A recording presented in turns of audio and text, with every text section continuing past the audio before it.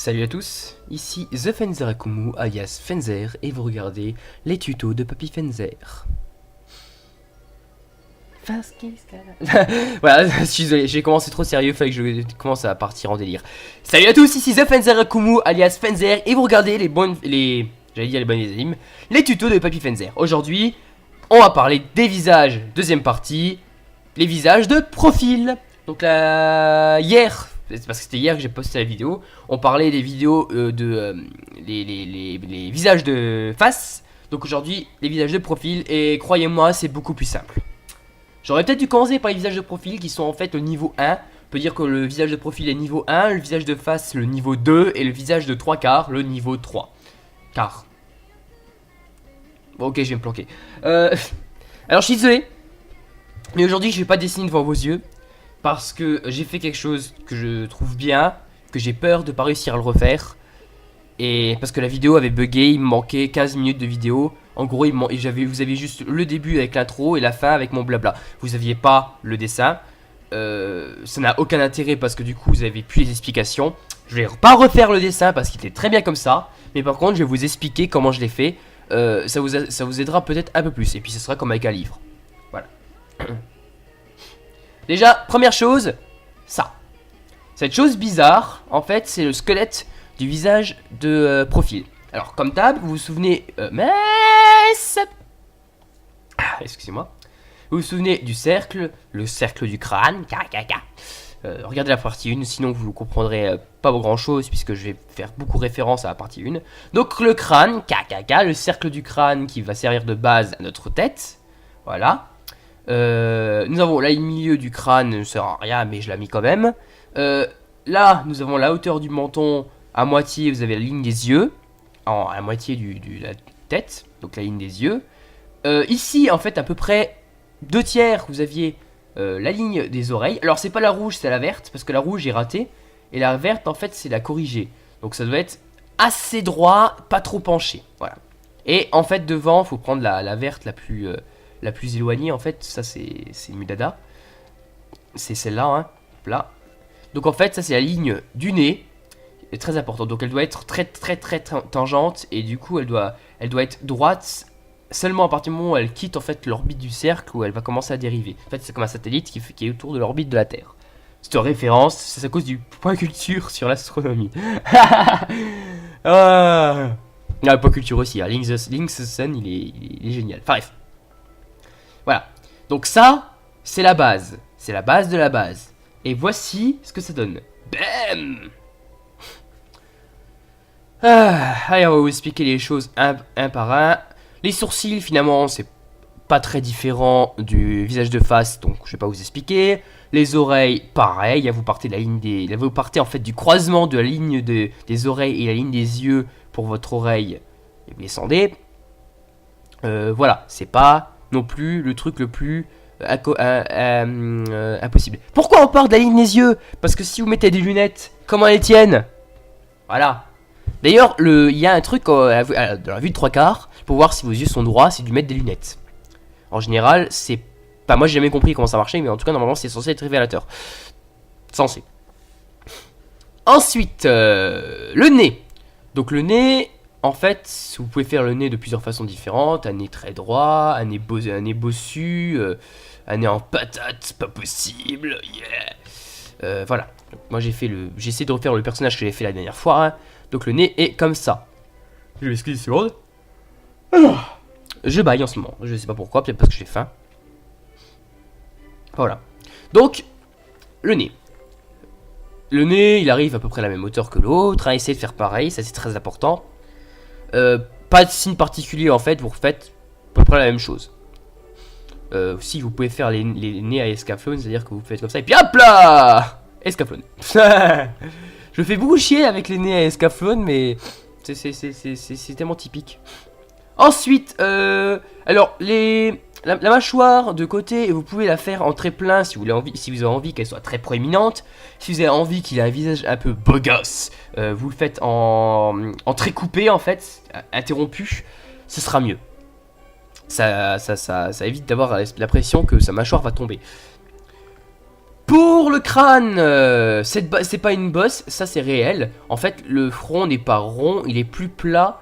Et c'est seulement le sommet du crâne qui est légèrement carré. Après, je me suis un petit peu foiré là. Je suis pas dans le bon calque.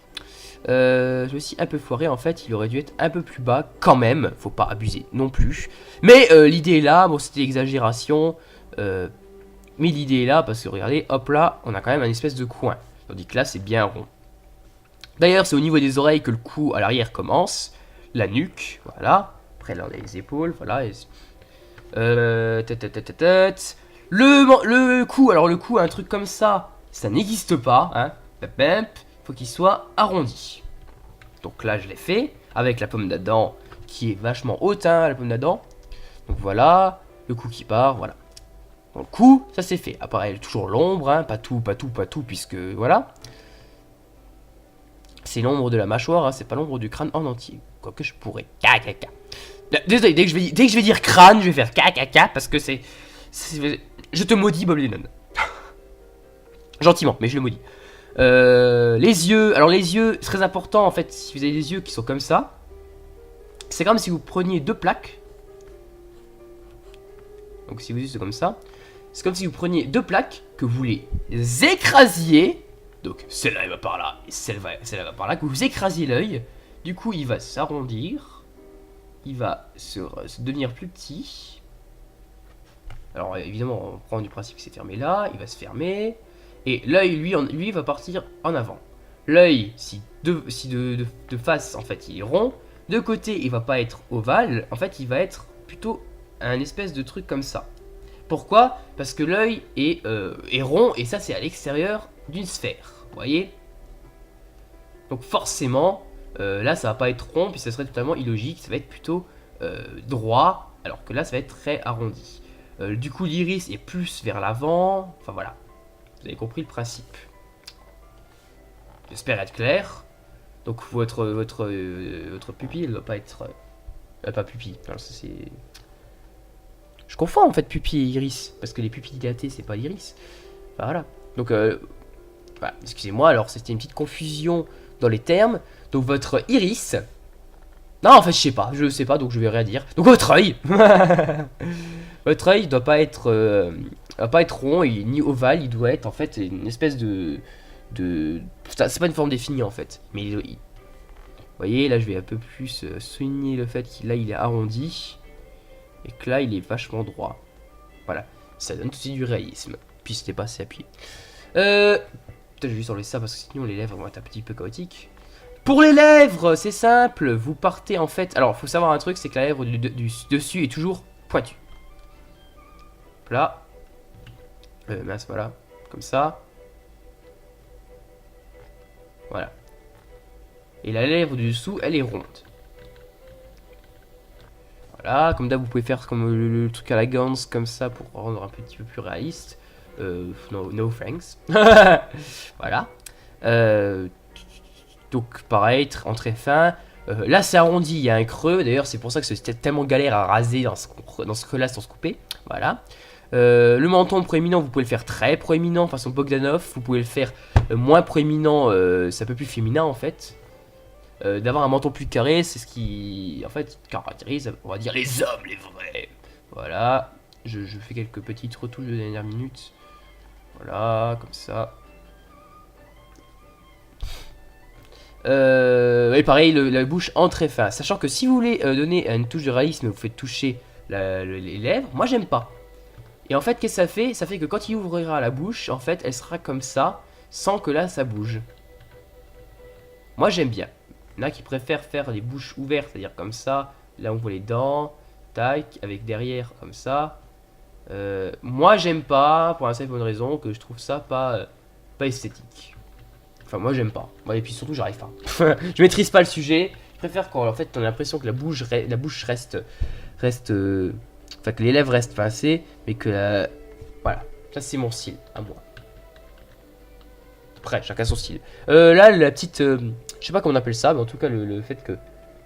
Enfin, ça se ressent, hein. Ça se ressent, vous touchez. Vous voyez qu'il y a une petite forme là. Voilà, elle est là.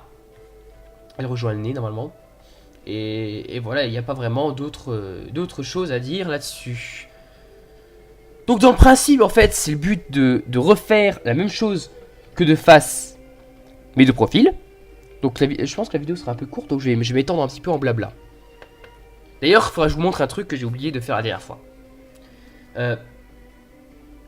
Donc là, le but principal quand vous faites un visage de profil inspiré d'un visage de face, c'est d'essayer de garder les mêmes proportions. Ça, c'est très important, les proportions, d'avoir les mêmes proportions. Donc si le nez il est long, le nez doit être encore long. Si le nez est court, le nez doit être encore court. Si les yeux sont grands, les yeux doivent rester grands. Même s'ils sont déformés, ils doivent rester grands. Disons qu'on doit avoir l'impression que ce sont les mêmes. Enfin voilà, tout est important, les moindres détails sont importants parce qu'en fait, ils vont faire le réalisme de votre dessin. Voilà. Alors, il y a une façon de se corriger soi-même. Parce que c'est très dur de se corriger soi-même. Hein. Le problème, c'est qu'on est tellement fixé sur une image qu'on ne se rend pas compte de ses défauts.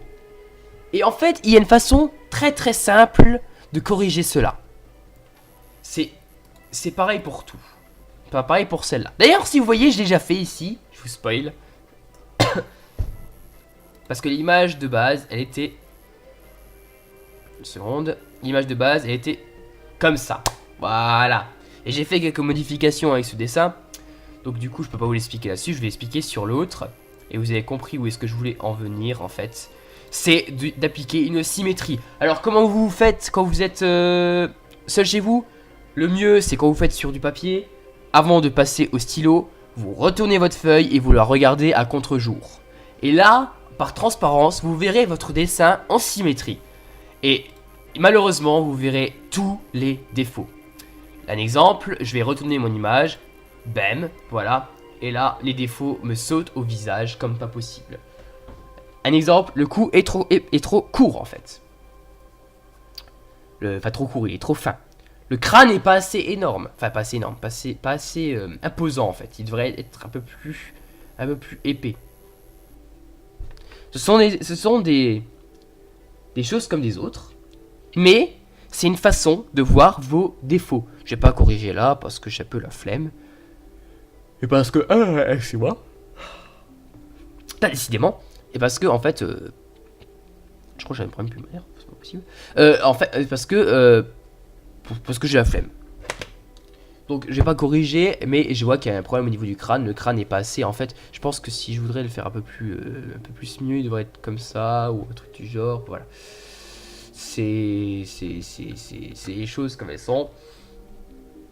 Voilà, je vais pas corriger, mais c'est pour dire. Quand vous appliquez une symétrie sur un dessin, parce qu'en fait, pourquoi les défauts ressortent direct? Parce qu'on est habitué à avoir une vision. Et au final, on ne voit plus que disons que l'image qu'on voudrait avoir et l'image qu'on a se confondent. Ce qui fait qu'on a l'impression que ce qu'on a fait est ce que vous voulez faire. Sauf que quand on va retourner, on va inverser cette vision. On va la chambouler et on se retrouve avec une autre image. Le cerveau voit ça comme une autre image et du coup, là, les défauts sautent au visage. Parce que souvent, on a besoin d'avoir quelqu'un d'autre avec soi pour être critique. Et tellement parce que notre vision des choses est un peu trop sublimée, un peu trop parfaite. Du coup, on croit être dans le juste, mais il faut une autre vision des choses pour se rendre compte qu'on est dans le faux. Donc je vais quand même corriger parce que voilà. Alors voilà, ça c'est important. Ce que j'ai fait là, c'est bien. Ouais, alors tout de suite, si on enlève le crâne à l'arrière, ça passe mieux. Ce que je viens de faire, c'est bien. Pourquoi ce que je viens de faire, c'est bien? Faut être pointilleux, je le répète encore et toujours, mais faut être pointilleux. Faut être... faut titiller. Le moindre détail compte, parce que un dessin deviendra vraiment excellent. Pas parfait, parce que le parfait n'existe pas. Mais un dessin deviendra vraiment excellent à partir du moment où on pourra se dire... Ok, il me satisfait. Et pas se le dire à moitié, en fait, il nous satisfait. Hein.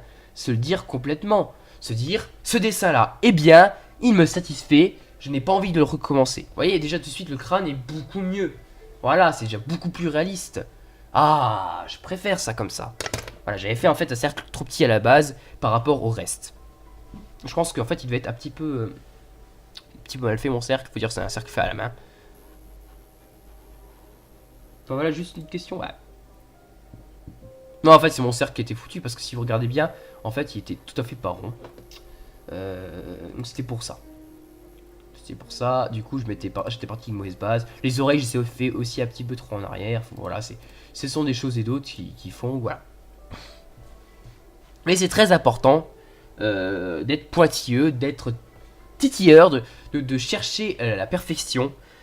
Et des fois, je suis d'accord que des fois, on se dit, punaise, j'en ai marre de recommencer encore et encore le même dessin. Dans ce cas-là, ne pas recommencer, en faire un autre, avec peut-être une autre pose, une autre façon de faire, qui sera peut-être meilleure en fait. Des petits conseils comme ci, comme ça, voilà. Je vais essayer de faire durer encore un petit peu la vidéo. Parce que il y a plusieurs choses dont je veux parler. Déjà, niveau difficulté, alors, si on commence en niveau difficulté, le visage de profil, c'est le plus simple. Pas... Louise. Le visage de profil est le plus facile. Pourquoi? Le visage de profil est le plus facile parce qu'en fait, il n'y a aucune symétrie qui est en jeu. En fait, il n'y a que des bases à appliquer pures. Mais vraiment pures. Dans ce cas-là, le visage de profil est très facile puisque c'est la proportion pure. Le visage de face est déjà plus compliqué. Il est déjà plus compliqué parce qu'on a une symétrie qui entre en jeu. On a des illusions d'optique qui rentrent en jeu au niveau des yeux. C'est le principe de la Joconde. Si vous avez déjà vu la Joconde, vous avez beau vous déplacer, vous avez l'impression qu'elle vous suit du regard. Pourquoi? Parce que quel que soit l'angle dans lequel on est, on aura toujours la même proportion de blanc et de noir dans les yeux. Or, le cerveau interprète ça comme si les yeux bougeaient avec nous. Enfin, nous suivaient du regard en fait. Puisque la proportion de blanc et de noir ne change pas. Alors que si quelqu'un regarde tout droit et qu'on tourne, on verra que la proportion de blanc par rapport à la proportion de pupille iris ou comme vous voulez, va diminuer. Enfin, il va y avoir un décalage. Ce qui fait que on se dit, il nous regarde pas, il nous suit pas du regard.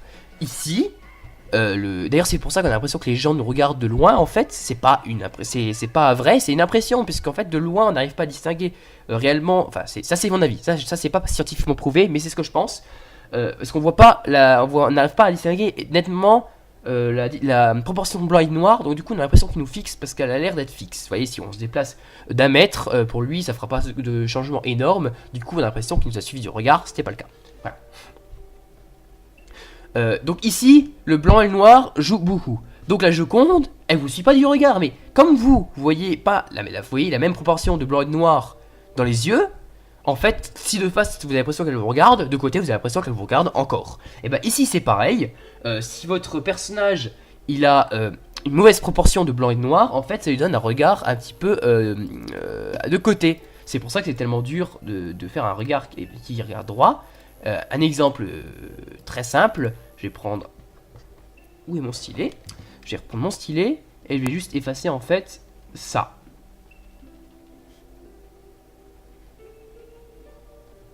Et là... Oh mon dieu! Mais il regarde droit! Eh bah oui! Parce qu'en fait, cette petite touche de noir que j'ai rajoutée sur le côté lui donne en fait un regard fuyant. Donne l'impression qu'il ne regarde pas droit. C'est une illusion d'optique. Voilà. Donc tout est une histoire d'illusion optique. Pareil pour la symétrie. Là, si le visage paraît pas tellement symétrique, c'est à cause de l'ombre qui donne une illusion d'optique. Encore une fois. Voilà. Pareil, j'avais corrigé ce dessin parce qu'il était penché. Donc j'ai dû un petit peu modifier l'inclinaison du dessin. Pourquoi? Parce qu'en fait, tout ça, c'est l'inclinaison de la main, l'inclinaison de la tête. Et ça, c'est à prendre en compte quand vous faites un dessin pour pas qu'il paraisse totalement bizarre. Moi, personnellement, j'ai un style où les personnages, ils sont assez cambrés vers l'arrière. Ça, par contre, c'est tout à fait normal, c'est tout à fait voulu. C'est mon style actuel qui, en fait, est tenu de plusieurs styles différents. À la base, Jojo Bizarre Aventure, en fait. Seconde, je rebaille encore, je suis vraiment désolé. Et je comprends pas pourquoi je baille autant. Enfin, c'est parce que je parle en fait. Parce que quand je parle, je m'aère pas assez. Mais vous en avez absolument rien à foutre. Bon voilà, j'ai à peu près tenu un peu plus longtemps. Les illusions optiques, c'est vraiment très important. Ah oui, et le niveau 3, c'est la vue de 3/4. Parce que la vue de 3/4, c'est comment montrer qu'un visage est symétrique en ne l'étant pas. Vous imaginez un petit peu le niveau. Voilà, donc c'est la prochaine étape. Et une fois que j'aurai fait ces 3 dessins, c'est-à-dire de face, de profil et de 3/4, on attaquera les expressions, les cheveux, après le corps, enfin Enfin voilà, pour l'instant on se concentre sur le visage, D'ailleurs je vous conseille d'essayer de pratiquer. L'important, hein, l'important pour le dessin, c'est le travail. Vous n'avez pas besoin de prendre des cours faramineux dans des écoles prestigieuses. Certes, ça vous rajoute un titre, ça vous rajoute un diplôme, mais c'est pas ça qui fait votre qualité de dessinateur. Ce qui fait votre qualité de dessinateur, c'est le travail et le temps que vous passez au dessin. Moi, il fut un temps où je passais facile 18 heures par jour. Non, je raconte des conneries là. 12 heures par jour à dessiner. 9 heures sûres, c'est 9 heures de cours. et après le reste, voilà. Moi, je dessinais tout le temps au lycée. Je dessine un peu moins maintenant parce qu'en fait, je me suis ruiné les yeux à dessiner. Puis aussi parce que je suis un grand gamer et que je joue aussi beaucoup. Enfin, il y a plein de trucs comme ça. Il y a plein de trucs comme ça qui font que vous n'avez pas besoin de prendre des cours, voilà. Il suffit de pratiquer, et ça c'est très important. C'est très important de pratiquer comme ça, parce que ça fait tout de suite la différence. Moi à ce niveau-là, je l'ai pas eu comme ça, hein. J'aimerais pouvoir vous montrer là, tout de suite, un vieux dessin.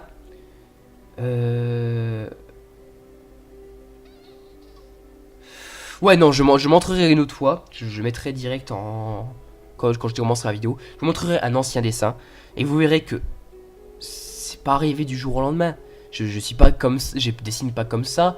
Parce que je me suis dit, clac, tiens, vas-y, je vais dessiner. Non, c'est totalement l'inverse. Je voulais à la base faire des personnages. Alors à la base, je m'étais inspiré des artworks de Tetsuya Nomura sur Final Fantasy VII. J'ai fait un massacre, je le dis tout de suite. Bon, je m'appliquais, certes, mais c'était moche, c'était...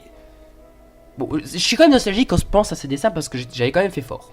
Bon, certes, j'avais copié sur d'autres corps, donc c'est normal que c'était... D'ailleurs, c'est bizarre, j'ai commencé à faire des torses tout petits et j'ai fini par faire des torses gigantesques. Enfin, c'est voilà. Donc voilà. Je me répète beaucoup là. Il y a du travail, il faut du travail. Et quand vous voulez, vous pouvez. Moi, j'ai voulu dessiner bien et je peux dessiner bien parce que je m'en donne la peine, tout simplement. Voilà. Donc, comme je disais, prochaine fois, les 8 3 quarts. Alors, merci d'avoir regardé cette vidéo. C'est la fin de la vidéo, hein. Vous aurez compris, de toute façon, le dessin est déjà fini depuis un petit moment maintenant. Voilà. C'est la fin de la vidéo. Merci d'avoir suivi cette vidéo. N'hésitez pas à regarder mes autres vidéos. Abonnez-vous à ma chaîne si vous voulez savoir quand est-ce que je poste des vidéos tout de suite. Ou alors abonnez-vous à mon Twitter, c'est Fenzer Akumu, c'est pas très compliqué non plus, c'est mon nom mais sans le E en fait. Abonnez-vous à ma chaîne si vous avez envie, abonnez-vous à ma chaîne et à mon Twitter si vous avez envie de savoir quand est-ce que je poste des vidéos. Ou alors quand est-ce que je fais des lives, parce que je fais des lives sur Twitch, pour l'instant personne ne me regarde mais ça va venir je pense. Je pense que j'inviterai des amis à moi pour discuter pendant que je dessine. En même temps on débattra, ça sera pas mal. Enfin voilà, j'aime bien débattre pendant ce temps. Si ça se trouve il y aura mon cher collaborateur au niveau du scénario avec qui je vais m'éclater. Je ferai des colos alors sur Twitch, des dessins qui sont déjà bien avancés, hein.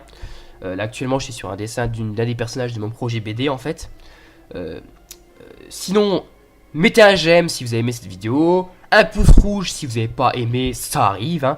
D'ailleurs je suis très content de voir que j'ai eu plus de 160 vues sur la vidéo des bonnes animes de Papy Fenzer. Parce que ça fait plaisir. Moi je pensais que j'aurais moins, largement moins. Et j'ai 6 j'aime, c'est plutôt pas mal.